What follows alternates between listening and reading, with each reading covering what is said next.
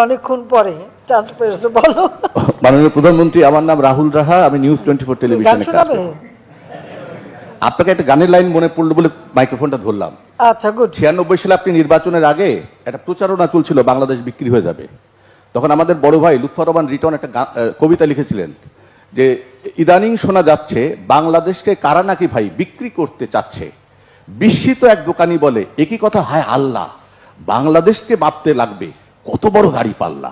সুর দিয়ে বলো। হ্যাঁ, তাহলে আমি তখন একটু সুর দিয়ে বলো। আপনাকে আমি ঘরে গিয়ে সুর দিয়ে বলবো। হ্যাঁ। এখন হ্যাঁ, তুমি গানের সুর দিয়ে বলো।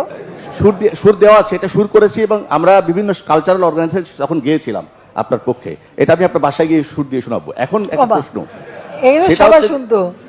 আপনি খেয়াল করেছেন ল্যান্ড বাউন্ডারি এগ্রিমেন্ট সাইনিং এর সময় কোন ধরনের প্রতিবন্ধকতা ছাড়া ভারতের প্রত্যেকটা এমপি আপনাকে সমর্থন দিয়েছে। ভারতের প্রত্যেকটা এমপি আপনাকে সমর্থন দিয়েছে এবং বোঝা যায় ভারতে আপনার গ্রহণযোগ্যতা কতখানি।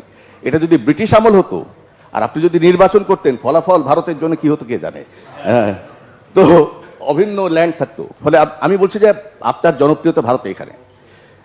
বহুদিন ধরে আমরা বিবিআইএন এর কথা শুনেছি এবং আমার খুব ইচ্ছা যে ঢাকা থেকে, আমি প্রায় 20 বছরের মতো লাইসেন্স নিয়ে বসে আছি, ঢাকা থেকে গাড়ি চালিয়ে আমি একটু পোখারায় যাব, হিমালয়ের কাছে যাব।